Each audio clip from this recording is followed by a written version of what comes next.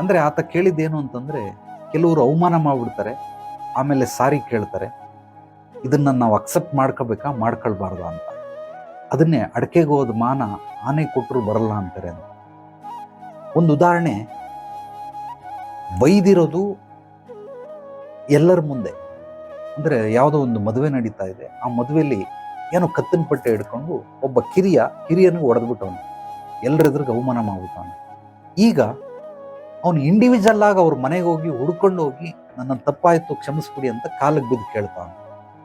ಅವಮಾನ ಮಾಡಿರೋದು ಊರ್ ಜನರ ಮುಂದೆ, ಇಡೀ ನೆಂಟರು ಬಂಧು ಬಳಗ ಎಲ್ಲರೂ ಅವರೇ ಚೌಲ್ಟ್ರಿಲಿ ಅವಮಾನ ಮಾಡಿರೋದು. ಆದ್ರೆ ಕೇಳ್ತಾ ಇರೋದು ಎಲ್ಲಿ? ಕ್ಷಮೆ ಕೇಳ್ತಾ ಇರೋದು ಇಂಡಿವಿಜುವಲ್ ಆಗಿ ಮನೆಗೆ ಹೋಗಿ ಅವ್ರ ಹೆಂಡತಿ ಮಕ್ಕಳ ಹತ್ರ. ಮಕ್ಕಳು ಇಲ್ಲ, ಬರೀ ಗಂಡ ಹೆಂಡತಿ ಅವ್ರು ಇಲ್ಲಿ ಹೋಗಿ ಕೇಳ್ತಾವ್ರ.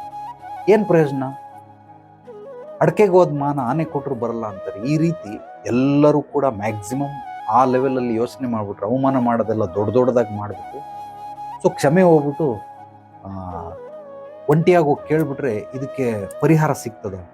ಖಂಡಿತವಾಗ್ಲಿಲ್ಲ. ಇವಾಗ ಏನು ಮಾಡಬೇಕು? ಅದಕ್ಕೆ ಇನ್ನೊಂದು ಮದುವೆಗೆ ಯಾರಲ್ಲೋ ಬರ್ತಾರೆ, ಅಲ್ಲೋಗಿ ಎಲ್ಲರಿಗೂ ಅನೌನ್ಸ್ ಮಾಡಿ ಹೇಳಬೇಕು, ನಾನು ಈ ಥರ ಹೋದ ಮದುವೆಯಲ್ಲಿ ಅವ್ರಿಗೆ ಅವಮಾನ ಮಾಡಿದ್ದೆ, ಕ್ಷಮಿಸ್ಬಿಡಿ, ನನ್ನನ್ನು ನಿಮ್ಮೆಲ್ಲರ ಒಂದು ಸಮ್ಮುಖದಲ್ಲಿ ನಾನು ಅವ್ರಿಗೆ ಕ್ಷಮೆ ಕೇಳ್ತಾ ಇದ್ದೀನಿ. ಈ ರೀತಿ ಕ್ಷಮೆ ಕೇಳಬಹುದು. ಕೇಳಿದಾಗ ಅದಕ್ಕೊಂದು ಬೆಲೆ, ಅಂದರೆ ಒಂದು ಕೊಡೋದು ತಗೊಳ್ಳೋದಿರ್ತದೆ. ಈ ಮೌಸ್ ಬೆಲೆ ಎಷ್ಟು? ಒಂದು 500 ರೂಪಾಯಿ ನಿಗದಿತ ಬೆಲೆ.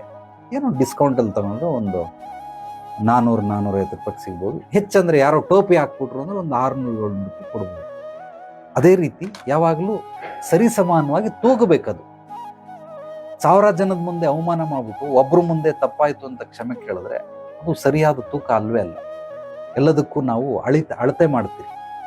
1 kg ಟೊಮೆಟೊ ಕೊಡಿ, ಅರ್ಧ kg ಈರುಳ್ಳಿ ಕೊಡಿ, 1/4 kg ಬೀನ್ಸ್ ಕೊಡಿ, ಸೊ ಒಂದು 25 kg ಅಕ್ಕಿ ಕೊಡಿ, ಇದೆಲ್ಲವೂ ಕೆಜಿ ಲೆಕ್ಕದಲ್ಲಿ ಅಳಿತೀರಿ. ಅದೇ ರೀತಿ ನಮಗೆ ಏನೇನು ತಪ್ಪುಗಳನ್ನು ಮಾಡಿರ್ತೀರಿ ಅದನ್ನು ಕೂಡ ನಾವು ಅಳಿಬೋದು. ಅಳಿಯೋದಕ್ಕಿದೆ ಅಂತ ತಕಡಿ ಇಲ್ಲ, ಬಟ್ ಸೂಕ್ಷ್ಮವಾಗಿ.